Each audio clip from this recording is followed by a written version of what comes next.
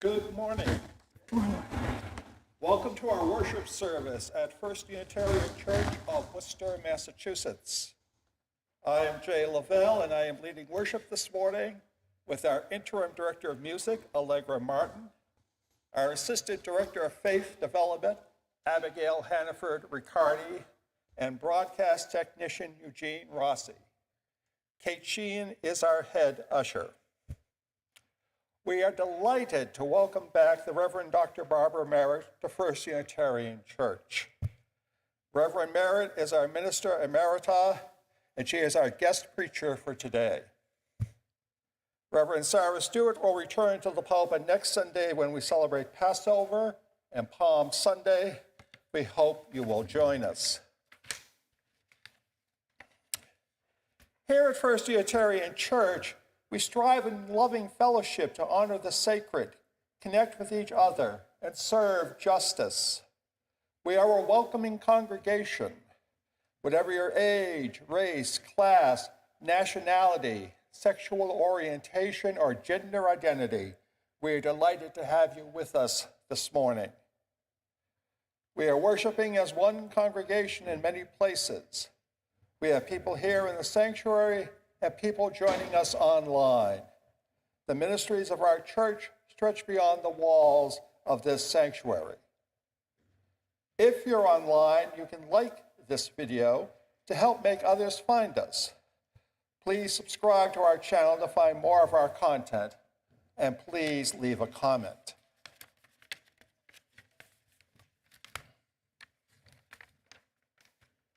Our newsletter is the best way to stay in touch and join our other programs. If you would like to receive our newsletter, please go to firstunitarian.com and click subscribe to our newsletter at the bottom of any page. If you are here in the sanctuary, you can visit the welcome table and sign up to receive the newsletter. If you're visiting for the first time, please stay for the fellowship hour in our church parlor, which can be found by using the two doors on my right and on my left.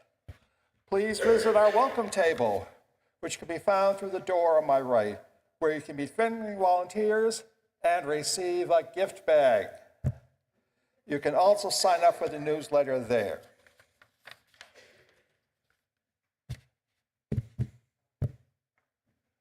This is the day the Lord has made.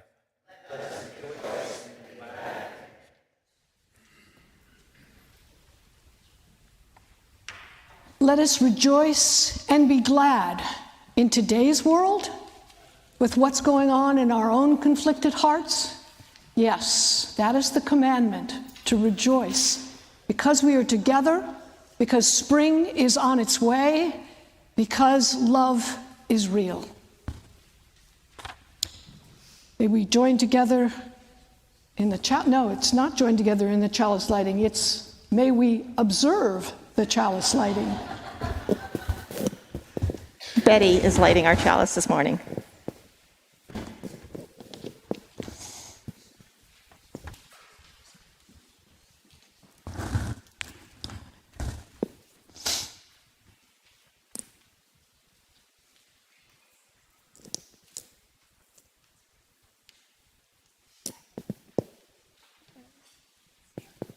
In the spirit of love.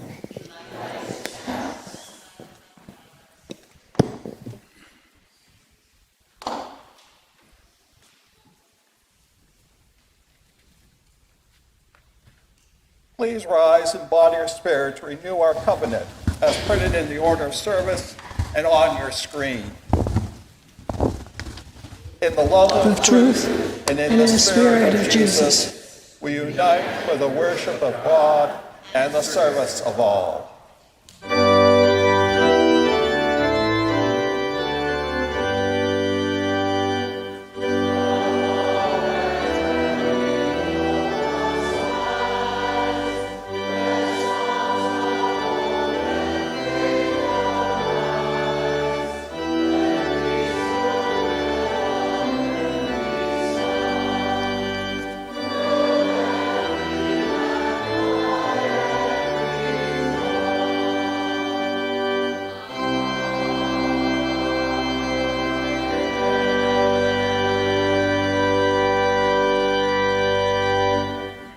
Please continue standing and join me in the opening hymn, number 39, in the gray hymnal.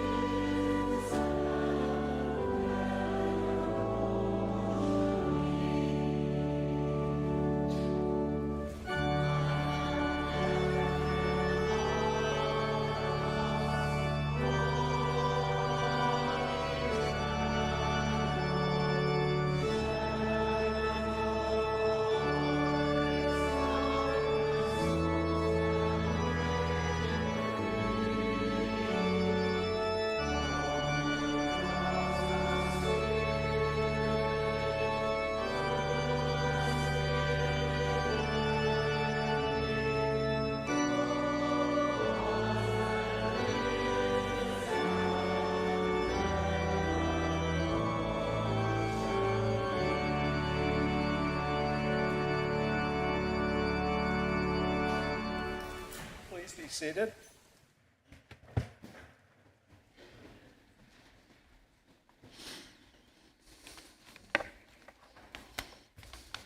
Good morning. I have two announcements for faith development this morning. The first, please join us this April 8th from the hours of 4 to 6 in the afternoon for our annual Passover Seder. The Seder is a moving participatory celebration in memory of the Hebrew people escaping from Egyptian slavery, with the rituals of the service intertwined with a wonderful meal. Our Seder is done in a cooperative family style. As such, it is free for adults willing to bring a requested dish. We have a list needed for store-bought items as well for those who are not really into cooking. $10 if you want to just come and enjoy the evening. This is a family event. All ages are welcome. Children 12 and under are always free. This year, we're revamping the Seder to make it more family-centered and condensed to just 2 hours. So come enjoy storytelling, music, food, friendship, and even a treasure hunt. But reservations are required. Please sign up in the dining room, and also you can just contact Abby for more information. The other announcement is the great preparation for the Easter egg hunt. Each year, instead of giving our children more candy on Easter morning, we give them a chance to help a charity of their choosing. Adults in the congregation fill plastic Easter eggs with any amount of coins and bills and such. Members of our youth groups hide the eggs in our church garden, and during Easter Sunday coffee social, our preschool through 5th grade children will go out and find the eggs. And all the money collected is donated. And the children this year will be voting this morning on which charity to donate the money to. So you can pick up empty Easter eggs, the plastic eggs, in the Bancroft room, and filled eggs can be returned anytime before church service on Easter Sunday. And now the tale of the day. Today's story is the story of John Murray. What could this be? Could be a big blue book. Maybe it's a big blue box. Well, the sky's often blue. Maybe it's the sky. Well, the ocean is often blue. I think it's the ocean. Well, let's see what else we have to work with. This could be land, a shore. One there and one there. In between these two shores, there's water. So much water. There's a story about a boy who was born on one of these shores, who, when he became a man, took the long journey to the other shore. This boy's name was John Murray. When John grew to become an adult, he became a minister. He rode around from city to city, teaching people how to love each other and how to love God. Many of the people where John lived believed that God punished people, sometimes in horrible ways. They also believed that God only cared about a very few people. But John couldn't believe that God was angry and punished people. In fact, he was certain that God was loving. He had a hard time believing that God only loved a few people. God was so big and so loving, John was certain that God loved all people. So, John traveled around his country, letting people know that God loved them, and that God loved all people, and that God wasn't angry and wasn't going to punish them. But people did not always believe John. Some would get so angry at him that they would tell him to leave their towns. John finally decided he was finished with preaching. And he had many sad things happen to him. His wife and his daughter died. He was sent to prison because he couldn't afford to pay his debts. And it felt too hard to keep sharing with people that God loved them when they didn't always believe him. John's heart was heavy. He wanted to run away, so he left his country of England. He got a job on a boat which was sailing for America. It was a long trip. Meanwhile, there was a farmer in America whose name was Thomas Potter. Potter was a farmer who owned a lot of land. Mr. Potter had been having the strangest dreams. He began to think that God was talking to him in his dreams. Mr. Potter had a dream in which God told him that he needed to build a church building on his land near the ocean, and that God would send a preacher who would come and preach from his pulpit. God also told Mr. Potter that the preacher would preach a wonderful message of love that would change people's hearts. Mr. Potter woke and did what he had been told in his dream. He built a church building. And then he waited. The boat on which John Murray was sailing finally made it to America, but the water got shallow and the boat got stuck in a sandbar just offshore. They had been traveling for a long time and they had begun to run out of food. So the captain of the ship asked John to go ashore and buy some food to bring back to the boat. John came to shore, but where was he? He was on Mr. Potter's land and ran into Mr. Potter. And this is when something wild happened. Mr. Potter did not know John and did not know that he was a preacher, but when he met him, he told John, "You are the preacher who will speak the good news from the pulpit that I have built." Now, John didn't know about Mr. Potter's dream and that he was to build a chapel and that the preacher would come and preach God's love. But as strange as it all was, John liked Mr. Potter and spoke with him for a long time. John did not want to preach again, but finally he admitted that he was a minister. So the story goes that Mr. Potter told John that if the winds did not change so the boat could get unstuck, that John should preach in Mr. Potter's chapel. Now, John did not want to preach, but because he liked Mr. Potter, he eventually agreed to preach only if the winds did not change. And so it goes, curiously, the winds did not change. And that Sunday, John stepped up into the pulpit and he told the people gathered in the chapel to go out and give people a glimpse of God's love. "Give them not hell, but hope," John said. This was the message that Mr. Potter had been waiting for. With Mr. Potter's encouragement, when the winds did change, John sailed off again. But he decided to stay in America, and he sailed only just to another state. He remembered how important it is to share the message of God's love. And so he started preaching again and sharing with others that God loves them. He started many churches. Many of them were Universalist churches. Today in faith development classes, we will be having our U-Unity Circle. So that's kids age kindergarten and up are invited to come upstairs to Unity Hall to help prepare for the spring holidays of Passover and Easter. And nursery care is available downstairs for children under kindergarten. Thank you.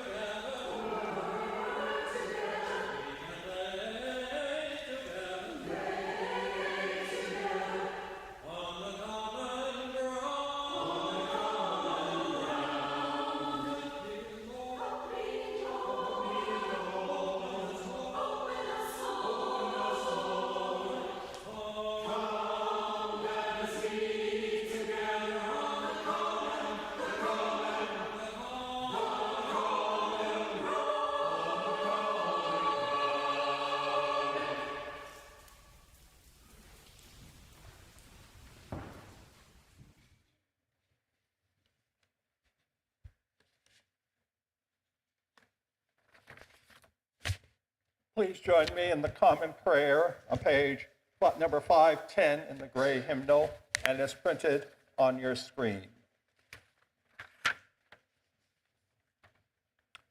O Spirit of life and renewal, we have wintered through, mourned enough, oppressed ourselves enough. Our souls are too long cold and buried, our dreams all but forgotten, our hopes unheard. We are waiting to rise from the dead.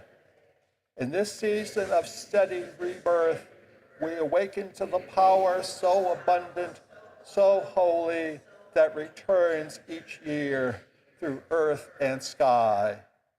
We will find our hearts again and our good spirits, we will love and believe and give and wonder and feel again the eternal powers. The flow of life moves ever onward through one faithful spring and another and now another. May we be forever grateful. Alleluia. Amen.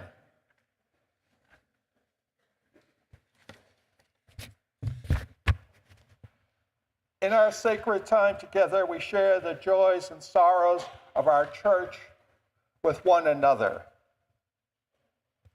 Maggie Boone writes that she is still looking for a job. This is a critical thing for people to do, to find a job that gives them meaning and fulfillment. And we wish Maggie well in finding something that meets all her requirements.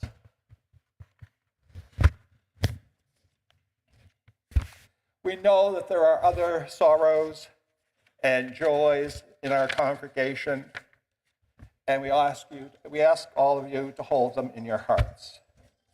And please continue with your own thoughts and prayers in this time of silence.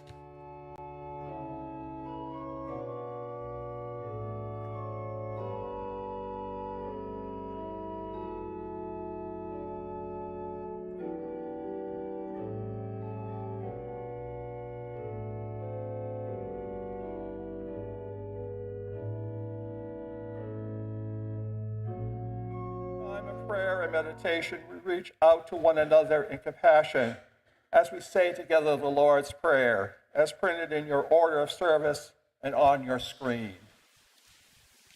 Our Father, who art in heaven, hallowed be thy name. Thy kingdom come, thy will be done on earth as it is in heaven. Give us this day our daily bread, and forgive us all our trespasses, as we forgive those who trespass against us. And lead us not into temptation, but deliver us from evil. For thine is the kingdom, and the power, and the glory, forever and ever. Amen. Our ministries at First Unitarian Church continue to thrive because of your support. Your offering makes a difference here and in our community. The ushers will receive the morning offering. If you are worshiping online, you can text the number on your screen or go to firstunitarian.com and click Give Online at the top of any page. I invite your generous contributions for the good work of the church.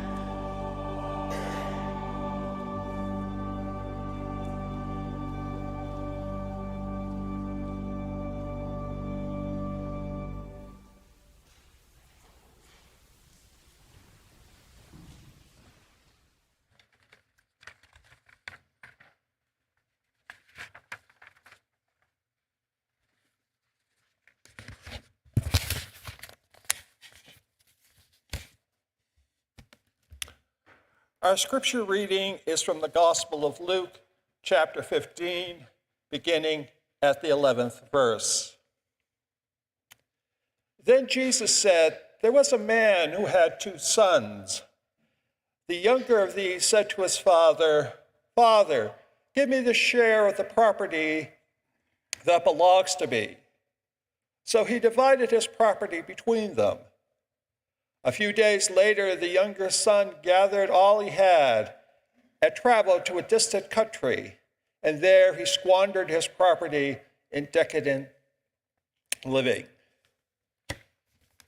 When he had spent everything, a severe famine took place throughout the country, and he began to be in need.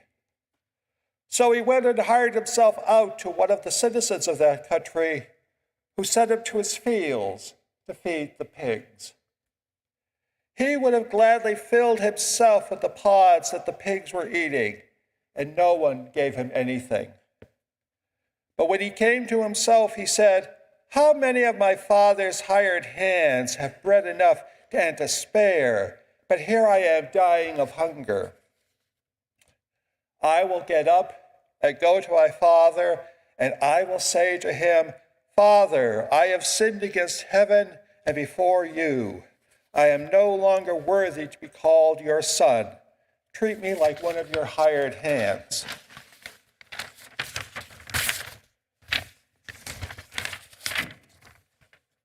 So he set off and went to his father. But while he was still far off, his father saw him and was filled with compassion. He ran and put his arms around him and kissed him. Then the son said to him, 'Father, I have sinned against heaven and before you. I am no longer worthy to be called your son.' But the father said to his slaves, 'Quickly, bring out a robe, the best one, and put it on him. Put a ring on his finger and sandals on his feet.'"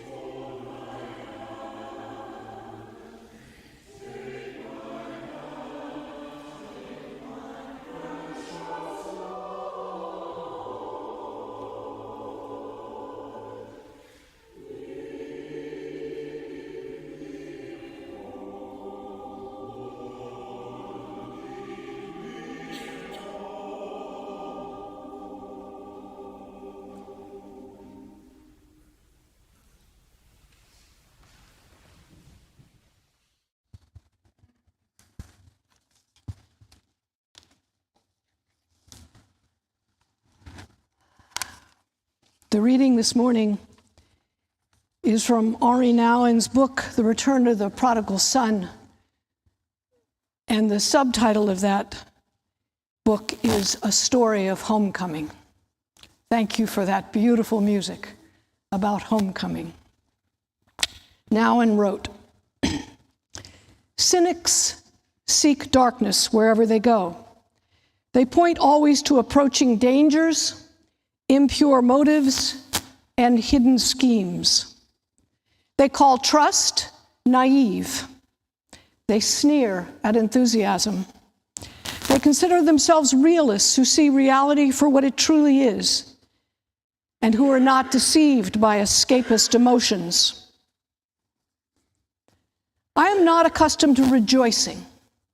I am generally ready and prepared to receive bad news, to read about wars and violence and crime, and to witness conflict and disarray. Somehow I've become accustomed to live with sadness. Yet I notice moments of forgiveness, and I witness many signs of hope. I don't have to wait until all is well, but I can celebrate every little hint that the kingdom is at hand. This is a real discipline. It requires choosing for the light, even when there is much darkness to frighten me. Choosing life, even when the forces of death are so visible. And choosing for the truth, even when I am surrounded by lies. Surely I will be called naive, unrealistic, and sentimental. And I will be accused of ignoring the real problems, the structural evils that underlie much of human misery. But one little gesture of selfless love, one moment of true forgiveness is all that is needed to fill the heavens with sounds of divine joy. There are people who heal each other's wounds, forgive each other's offenses, share their possessions, foster the spirit of community, and celebrate the gifts that they have received. Every moment, I have the choice to choose between cynicism and joy. And thus endeth the reading. It was a joyful decision to accept the Reverend Sarah Stewart's invitation to preach the sermon this morning. That is, until I realized I have been away from this congregation for 13 years. And while I continue to admire this thriving parish from a distance, I don't know so many of you. And I don't know the church's current dreams and visions and goals. I finally concluded that while I am unfamiliar with your present and your future, I might have some personal stories to share about your past, at least about the ministers who have occupied this pulpit between 1946 and 2010. In a church that has reached the venerable age of 238, you sit with an immense inheritance.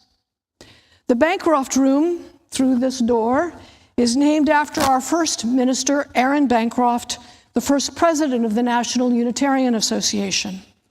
My favorite story about Bancroft is that a 5 or 6-year-old came to visit him and asked him a question: is there such a thing as hell? And Bancroft talked to the little boy for a few minutes and told him some of the arguments for and some of the arguments again. But he said, I want you to go away for a week, think about it, and come back and we'll talk about it some more. I want to know what you think. I believe that spirit of free inquiry and the insistence that what ultimately matters is the truth that you understand remains to this day at First Unitarian. Clergy are free to express their truths from the pulpit, but you have to weigh the evidence and judge for yourselves what is true, what is real, and what ultimately matters.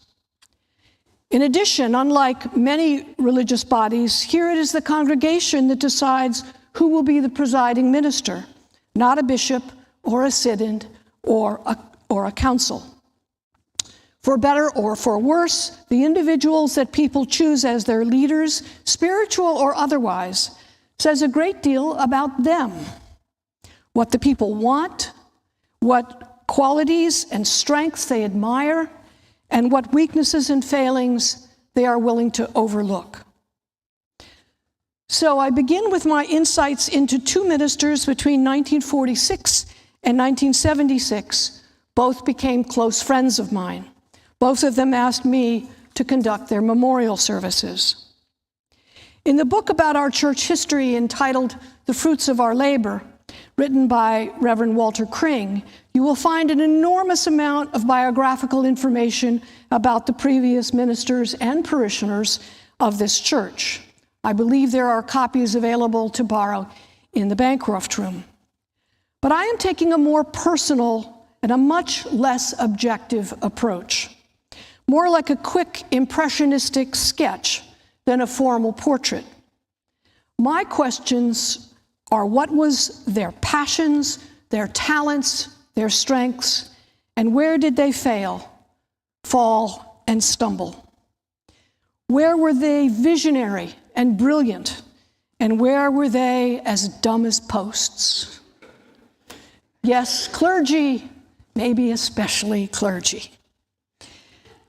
In recollecting a few stories about these ministers, I am trusting that when this church remembers them, it will neither beatify nor vilify its leaders. Human beings are far too complex to compartmentalize in that fashion. All of God's children have inherent dignity and worth, and all of God's children need mercy and forgiveness. Beginning with Dr. Walter Kring, who came here immediately after World War II, having served in the Pacific as a naval chaplain. Walter escaped the doctrines of Presbyterianism and was a fierce defender of freedom of conscience and a liberal faith. He was a true scholar and an excellent writer. He left First Unitarian after only 10 years because the Prudential Committee refused to give him a modest raise. He immediately went to serve one of our most prestigious churches, the Unitarian Church in New York City, All Souls. What do I remember about Walter? That in New York, he conducting the wedding of Rod Serling of the Twilight Zone. I swear, as Rod Serling was walking down the aisle, I would have been singing do-do-do-do, do-do-do-do, do-do-do-do. Really, I would have. Walter, I have been told, picked up a new wife at almost every church he served. Jeffrey, we must have been so boring. And perhaps most startling to me, he confessed that over a lifetime of service in the church, he had no collegial friends, not one. He was a loner. But what he did with his solitude was amazing. He became a world-class potter, winning international ceramic competitions. His historical research revealed that Herman Melville was a Unitarian and a member of All Souls. And Walter helped fund and recover the Dead Sea Scrolls. If you read his book about the history of the parish, you will see that he was especially conscious of social status. He was of the old school that I was raised in, that proclaimed, here is a list of very famous, successful, powerful Unitarians throughout history. Please add your own name to the bottom of the list. And we will choose to forget all those who struggled or failed or who were never recognized for their gifts. The Reverend Wallace Robbins arrived here in 1956. Before coming here, he was serving as president of the Unitarian Seminary, Meadville Theological School, part of the University of Chicago. Wallace was asked, who would you recommend as a candidate for the Worcester pulpit? And he answered, Stop your search. I will be the candidate. I had a dream about Wallace when he was my minister emeritus, and in that dream, he was a Viking at the prow of his ancient ship. I never had a problem understanding Wallace after that. His style was commanding and somewhat autocratic. First Unitarian under his direction would be allowed to have a Boy Scout troop, but only a Sea Scout troop.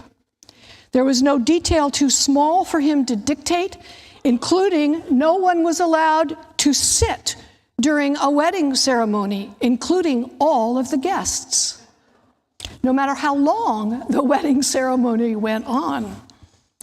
But I was thrilled to work with him for my first few years as minister.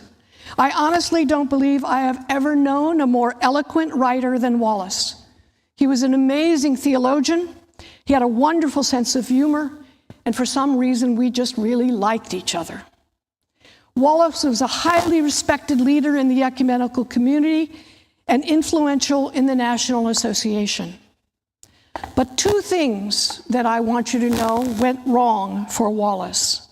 One, his strong leadership style, which was celebrated in the 1950s and early 1960s, went dramatically out of fashion in the late 1960s and the early 1970s. Attendance at First Unitarian fell dramatically. The second stumble was enormous and more serious. The one rule for all clergy is do not embarrass your congregation in public. And Wallace did just that. He was married, and the children's choir director was married at that time, and they had an affair, which became a scandal when they both divorced their partners and married each other. Wallace's ministry never really recovered. After 20 years of service at First Unitarian, in the end, he was fired by the Prudential Committee, but allowed to retire and voted minister emeritus. Which brings us to Chris Rabel, whom I only met a few times. What I know about Chris is mostly what I was told by parishioners and colleagues. On the positive side, he was an excellent preacher. Chris was an exceptionally effective leader in the wider Worcester civic arena, and he continued to take on enormous responsibilities in Boston with the UUA. He could also be a kind and sensitive pastor to the elderly and the grieving. Many families told me how important he had been to them in times of struggle. But he resigned after only 6 years, the shortest serving minister in this church's history. And I was told by many church leaders that he was about to be fired if he didn't resign. What is truly fascinating to me is the reasons that were cited by parishioners for his dismissal. First, that he had dressed too casually for a cocktail party. Shorts, sandals, and no tie. Shocking. And two, that he was too much of a supporter of the Unitarian Universalist Association. Upon my arrival, no one was able to articulate what was actually wrong, and that was Chris Rabel had engaged here and in every post he had served before and the one after he served in Worcester. He had engaged in compulsive, addictive behavior that resulted in the most serious violations of the ethics of ministry. The damage done here and elsewhere was significant both to individuals and to the institution. Sadly, in 1982, such violations were not openly spoken of. Here, at this church, or pretty much anywhere else. He departed Worcester in 1982, and soon afterwards, he left the ministry. Which brings me to me. I arrived in 1983 as senior minister, and Reverend Tom Shade came 16 years later as assistant minister. Let me assure you that I will not even attempt an assessment on my own strengths and weaknesses, let alone Tom's. I am probably the least objective person on the planet for that task. But I will offer you two brief stories for your consideration. On September 11th, 2001, we came to the office that morning in shock. The news had started breaking that the World Trade Center, the Twin Towers in New York City, were under attack and were crumbling and collapsing. I turned to Donna, our then secretary, and said, we're going to change everything, the newsletter, the sermon topic, and the worship service. Tom, overhearing this conversation, said, we don't need to do that. It's not that big a deal. I looked at him like he had two heads and changed the newsletter, the sermon topic, and the worship service.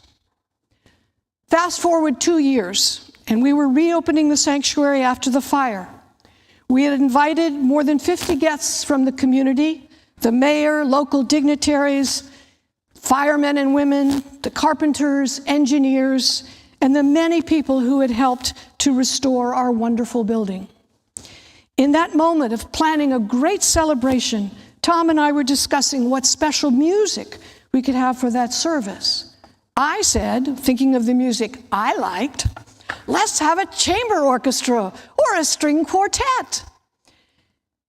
And Tom looked at me like I had two heads and said, we are inviting all these people who have never attended a Unitarian service. Do you want to confirm all their worst stereotypes about elitist Unitarians? No. This is the Sunday, he said, that we have a gospel choir. And of course, he was absolutely right, and I was the one who was wrong.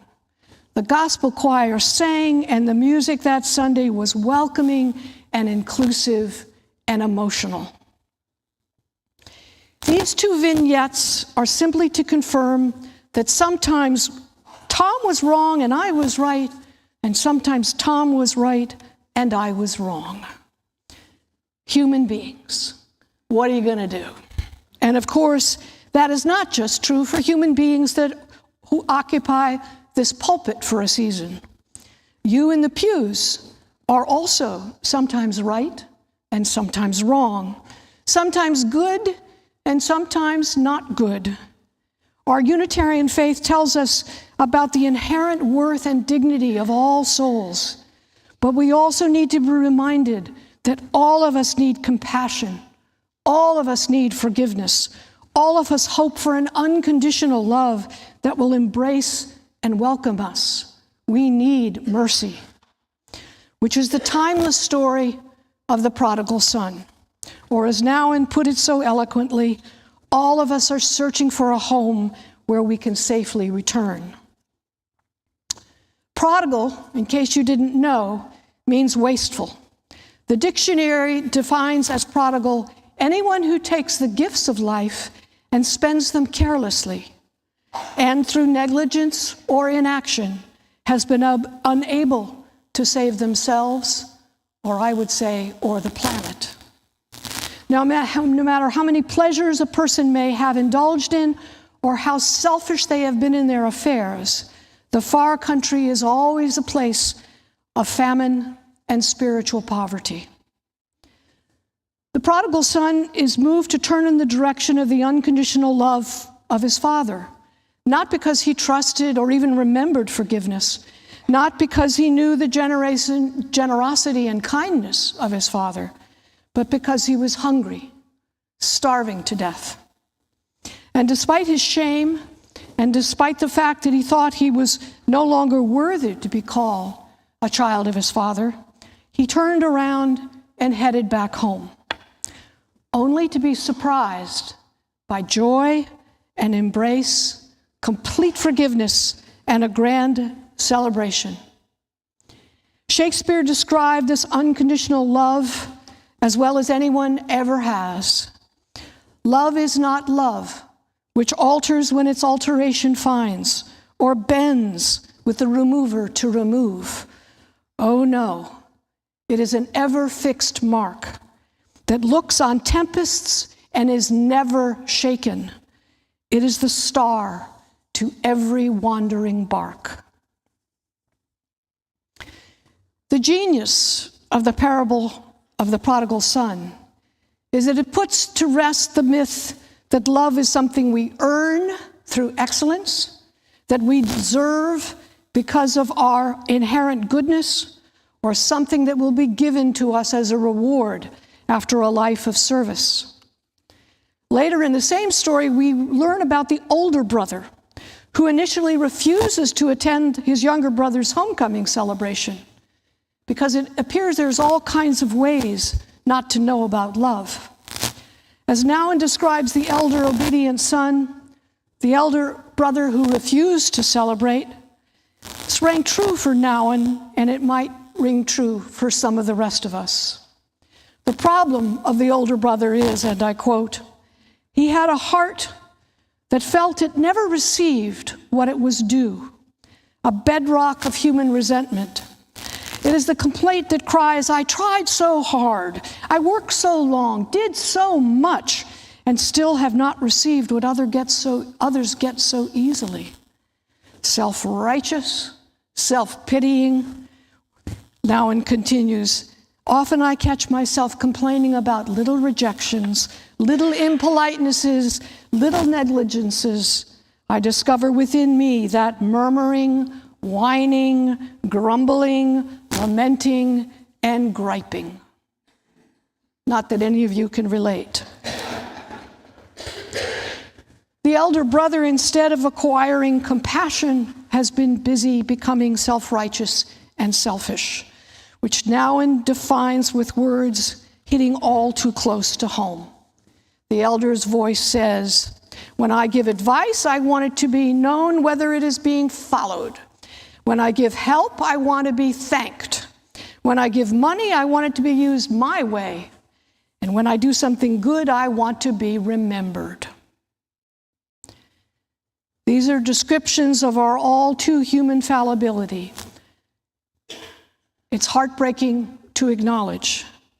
But one of the most important reasons we come to church is to be reminded that no matter how many times we go off the rails, no matter how flawed or selfish or unaware we have become, no matter how many far countries we have visited, or how often we have judged one another in harsh ways, our true spiritual home is a realm of compassion, mercy, and unconditional love.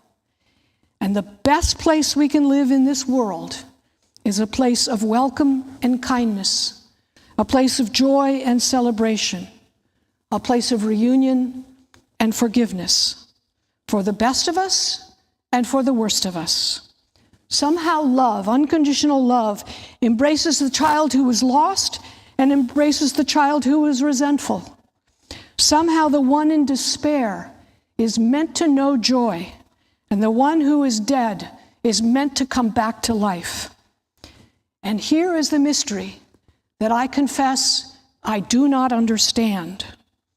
Here, in the company of deeply flawed human beings and wonderfully gifted human beings, here in this realm of weakness and strength, failure and triumph, there is beauty here. Somehow, in the midst of our complexity, possibly because of our complexity, we can thrive, we can grow, and we can be beautiful. The image I want to leave you with this morning is the visual of the magnificent bonsai tree loaned to us this morning by members of the parish. Just so you know, it is 80 years old, older than any of the ministers I have talked about. A master bonsai gardener, recently quoted in the New Yorker, had this to teach us about how such a tree's struggle leads to its survival in nature. He said, "A young tree tends to be symmetrical, with an upright posture and no scars. All of a sudden, boulders fall on it. Snow crushes it, wind rips its branches off. The older it gets, the more asymmetrical it gets. Because of the random acts and events that the natural environment is imposing on the tree, a bonsai's beauty can be traced to its struggles. Humans are virtually no different, unquote. Neither is this church different.